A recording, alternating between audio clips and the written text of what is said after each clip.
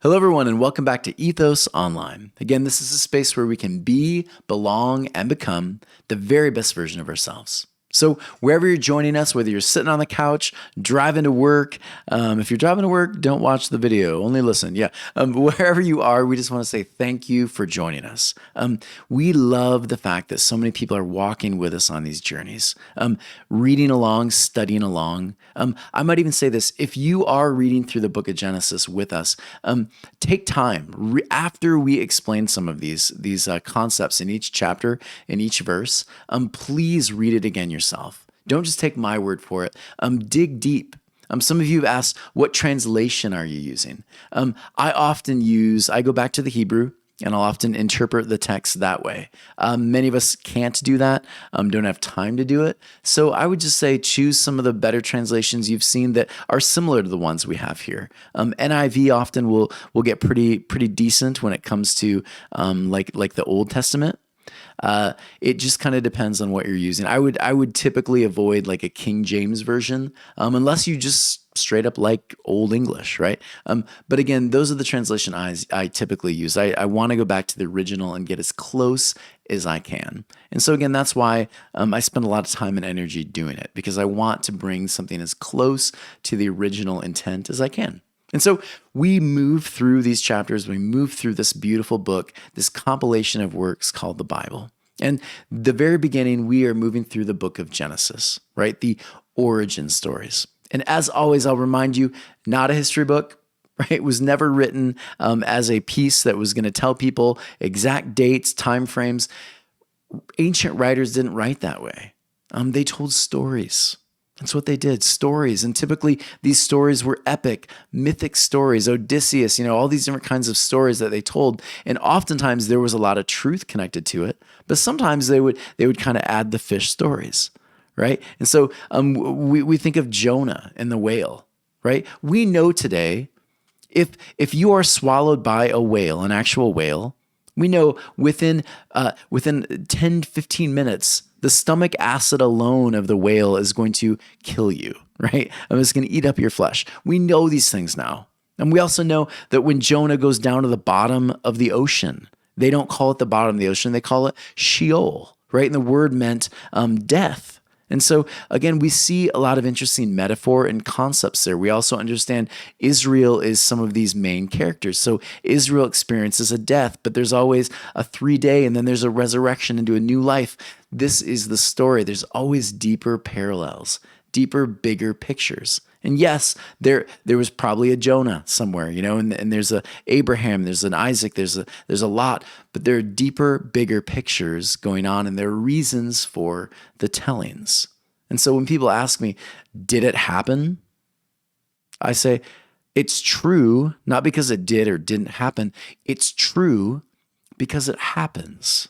We experience these moments, and so we don't read it as history. We read it as something that was for a specific time, a specific people, and then we learn how to apply it based on how they applied it. And so that's how we approach Genesis, right? It's how the people who wrote this piece approached it. And so we know 587 BC, they're in Babylon. And the whole reason they write Torah in the first place is because they wanted to hold on to their values, their rituals, and their traditions. They were one of the few tribes at that time that said, we want to continue being Jewish. And so Torah, it's a written response to the fears of assimilation. We talked a lot about that last week. They don't want to become just another mini Babylon, right? They don't want to be beastly empire. They want to be lamb-like. Right. And for many of us who find the New Testament really appealing and beautiful, we would say today we replace lamb-like with Christ-like. Right? Jesus becomes the bigger, more beautiful, full picture of what Israel is wanting to be like, right? Like Christ, beautiful pictures. And so every time Torah is brought out, we understand it's a compilation of poetry, mythology, prophetic musings, prophetic warnings. It's all of that. But deep at the heart of it, we know every single story. There's always some kind of connection, some kind of metaphor for who Israel is called to be or called not to be. That's what we look for. It's Israel miniaturized.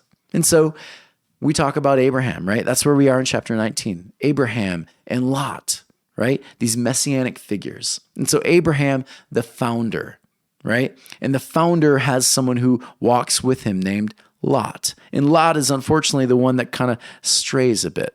And remember, there's a north and a south Israel, right? And we understand these two different parallels to these two. One of them is considered the more ethic, the more values driven, the one that holds to Torah more. The other is not, right? Big surprise. So there's an Abraham, there's a Lot, there's a north, there's a south.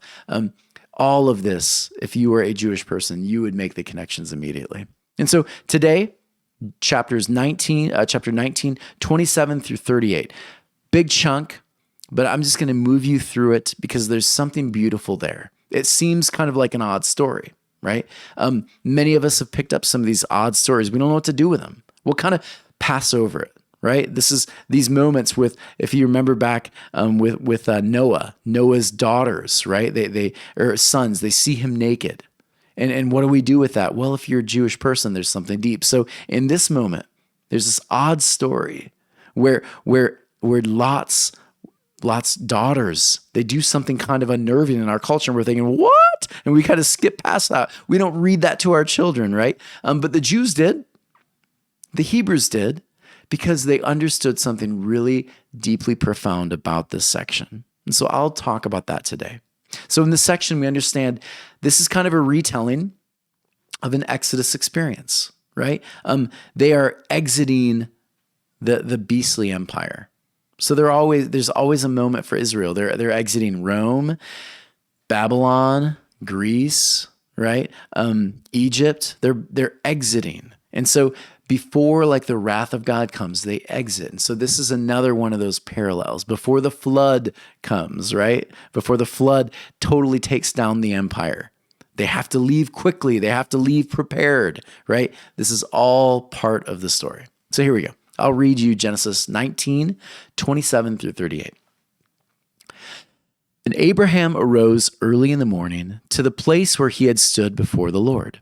And he looked over the face of Sodom and Gomorrah, and over the entire face of the land of the plain.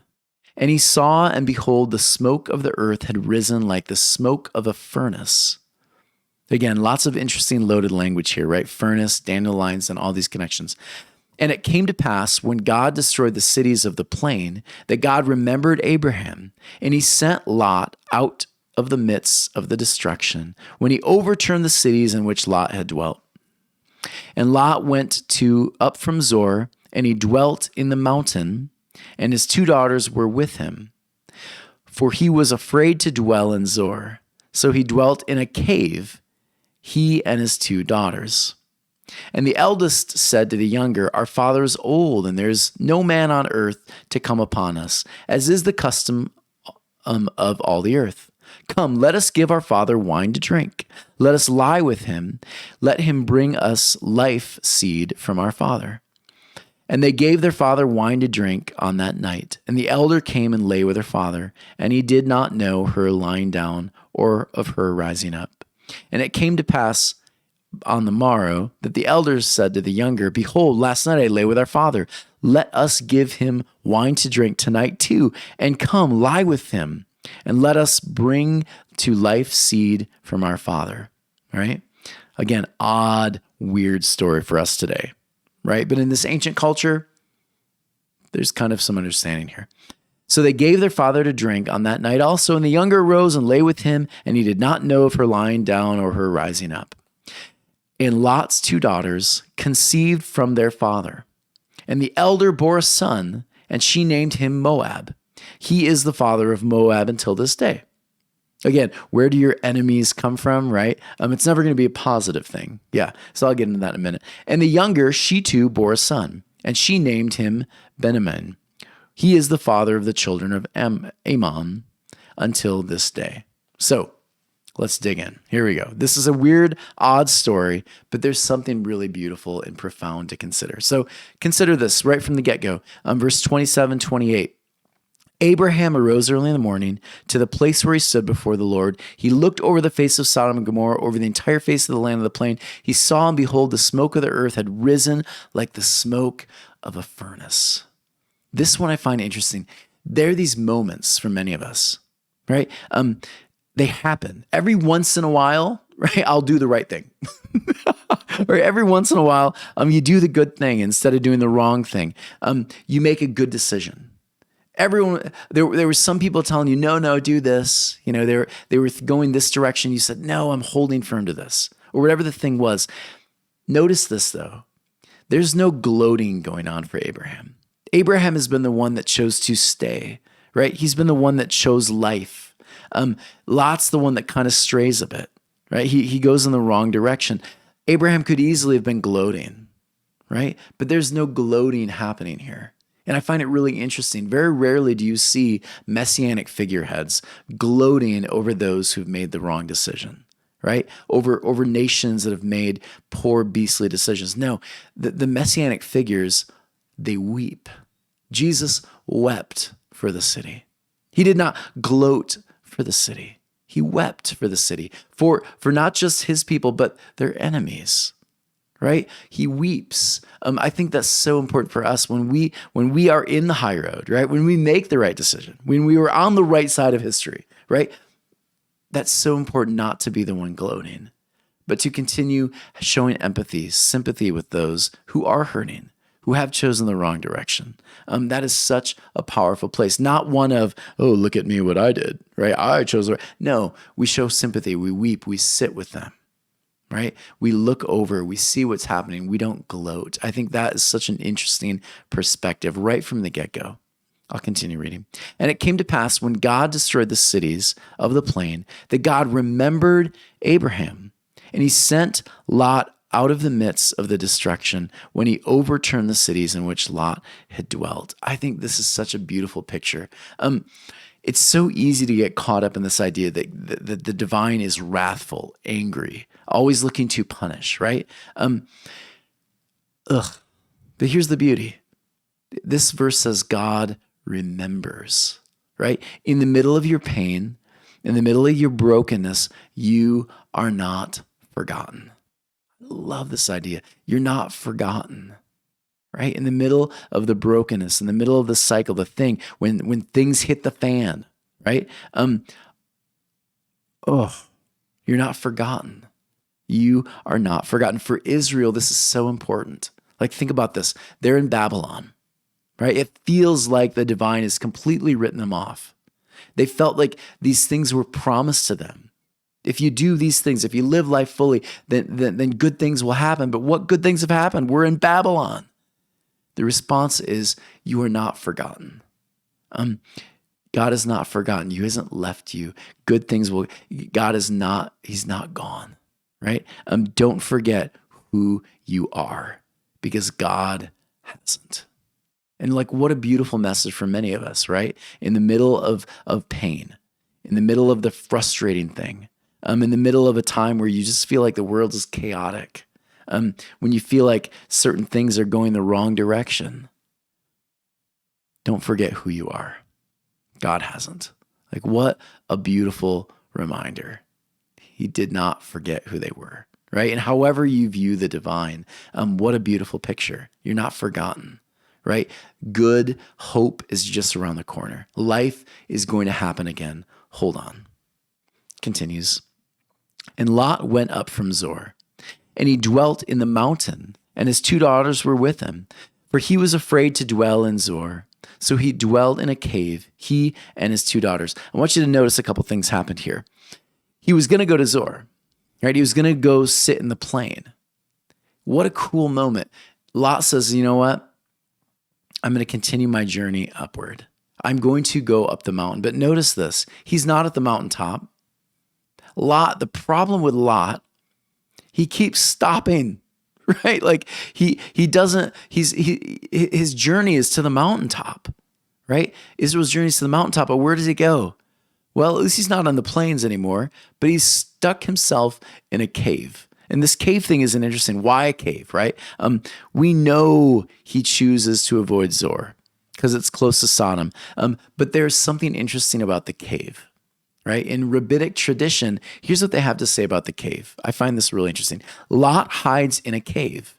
His shame and guilt cause him to live between freedom and slavery. A liminal space. I love that concept of liminal space. This is the true problem of shame. It always sniffles growth. I think it's interesting they use the word sniffle. I think stifles would have made more sense, but interesting idea. And leaves one in middle places. Guilt and shame. Think about this idea that the rabbi here is essentially saying, and this is a very modern one. This is the idea Rabbi Ralph Messier is saying.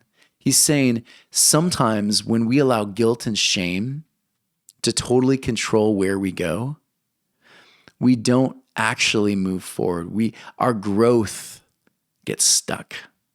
We get stuck in those places. We hide out in the place because we're too ashamed to step out. And so we hide, right? This is what guilt and shame does. And so it causes our stories, our forward progress, our momentum. It causes us to lose our way, to get stuck. And so usually shame, it causes some pretty bad downhill spirals, doesn't it? Shame begets more shame, right? It's shame and guilt is not going to move me toward freedom. And for Israel, it didn't help for them either, did it? And so there's an interesting warning here about guilt and shame, always associated with hiding out in the cave. I was reading about this idea of guilt and shame. There's an interesting study done, Sarah Lupin, and I believe it's the role of shame and body esteem in cortisol stress. So here's one of the things she says that they noticed about shame, stress, all these concepts associated with guilt and shame. Notice what she says here. Studies showed that not only did cortisone levels highly increase in people experiencing shame, but long-term health effects, and they kind of went into the study with like heart disease, being overweight, high cholesterol levels, all of this, depression, anxiety, all of that's associated with guilt and shame. But also notice this, and poor judgment. Right? So people who are experiencing a lot of guilt and shame, they're hiding out in their caves, right? Their forward momentum is stopped. They actually, because of different cortisone levels and other things affecting them, they tend to make really poor decisions too. And so if you think about that, that becomes an interesting spiral, right? When guilt and shame are the engine, no wonder we get caught in so many difficult things, right? So many difficult cycles. We end up with these really dark stories, right? Abuse, affairs. It's what happens when these things are suppressed. It typically is what happens. And so what comes next is a response to guilt and shame, right? They end up in this place. And by the way, let me make a comment about churches, right? If your church or your tradition is focusing so much on guilt and shame, then think about who you would become as a follower, right? You become someone who basically just grovels. It becomes a church that grovels. No forward momentum. Always moving back to guilt and shame and pain. And if you're stuck in that cycle, then that also means your tradition, your religious experience is not going to help you become a better human, right? It's just causing you to live in the cave, right? And you won't want to spend time with people who are healthy, right? People who are healthy are going to remind you that you're not. And so again, you find yourself hanging out with the wrong people. Guilt, shame. You're singing songs that are filled with guilt and shame and pain and brokenness. Before you know it, it's your diet. So if your tradition is grounded in guilt and shame, run. Make the exodus, right? Step away into freedom. That's true gospel. Freedom. That's what Jesus' message was really all about. Freedom. Walk in freedom. Live fully here and now, right? Step away from guilt and shame. And so what happens when guilt and shame are the engines? Well, again, that study shows it. We end up making really poor decisions. And notice this. This is what happens next. Guilt and shame. What happens is this. The elders said to the younger, "Our father's old. There's no man on earth to come up upon us, as is the custom of all the earth. Come, let us give our father wine to drink. Let us lie with him. Let us bring to life seed from our father." So notice this. Abraham's nieces here, right? Much like Abraham, remember Abraham kind of moves into some broken cycles. He breaks them, of course, but the promise of new life, remember? There's the promise that I won't forget you, right? But these two women, they decide they're going to fulfill it on their own, right? They're going to attempt to make things happen on their own. And what do they use? They use their own methods. And those methods are, of course, deceptive, right? Their shame and fear cause them to respond in really destructive ways. So now they're going to deceive the father, right? They're going to deceive their father to make the promise happen. Again, so fascinating. They are becoming more and more, they're basically falling back to Sodom and Gomorrah, right? And they gave their father wine to drink on that night, and the elder came and lay with her father, and he did not know her lying down or rising up. So in this passage, we see both daughters end up doing this, right? They deceive their father. And the idea, these moments, again, they shock us, right? Ugh, they laid with their dad, right? Like their dad got them pregnant. In that ancient culture, we need to understand this from the get-go, right? If you did not have someone there in your tribe to impregnate your daughters during that ancient time period, this is what many tribes would do. So understand, this is not the direct ethical moral issue here. The issue here that the ancients are trying to show is that the deception, the overpowering of dad, taking advantage of their dad. And again, what group takes advantage of those weaker than them in those moments? Yeah, Sodom and Gomorrah, Babylon, Egypt, beastly empire. That's who takes advantage. That's who abuses. Right? We talked about this with the words that we often translate homosexual, right? But those are the words of abuse. These daughters chose the wrong direction. They went the wrong direction. And mainly we remember they are being guided by guilt and shame. And anytime guilt and shame is the guiding engine, the thing pushing the truck, the vehicle, we always end up in more pain, more brokenness. We end up hurting people out of our own guilt and shame. If we don't deal with those issues ourselves, if we don't deal with issues now, they will follow us into the next generation. They do. They will. They always do. It's not enough to leave Sodom. We have to remove Sodom from our lives. We have to deal with that. Even in the middle of new beginnings, brokenness still has a way of creeping in, doesn't it? They thought they left Sodom, but Sodom never left them, did it? Yeah, they carried Sodom with them, didn't they? And it starts with the guilt and the shame. Let me continue reading. And this is how it ends, this chapter. And Lot's two daughters conceived from their father. So again, brokenness begets more brokenness, right? They abused dad, and now what's the outcome? Well, here's the outcome. Here's what takes place generationally. The two daughters conceived from their father, and the elder bore a son and named him Moab. He is the father of Moab until this day. And the younger, she too bore a son, named him Ben-Ammi. He is the father of the children of Ammon until this day. Notice this. These two cities, these are mentioned in the Old Testament, and they're really evil cities. If you look at Deuteronomy 2:19, it says, you shall not involve yourself with strife with them. I'm referring to Ammon, right? And Moab. There's even this moment in the Old Testament where God says basically to the Israelites, he says, look, even though they're defenseless, it would be better for you to destroy them, right? Like this is how bad these people are, right? They're so destructive, so evil. And so over and over again, it's a cycle, right? When guilt and shame are the engine, generationally, there's more and more destruction, more pain, more brokenness. And so before you leave Israel, before you make the Exodus, right? Remove the leaven. This goes back to our understanding of Egypt, right? The Exodus. Before you leave Babylon, Israel, make sure you've removed the thing that's caused you to be like a slave. right? Don't take slavery with you. Don't take the things that have enslaved you, that have made you less human. Leave those things behind. Leave Egypt free, right? Leave Babylon free. Remove those things. Be truly free. Be free. When you step into the new life, step away from the old traditions, the old cycles that don't bring life anymore. Step away from those things. Don't bring them along on the new journey. I know for me, stepping away from certain traditions, they were hard.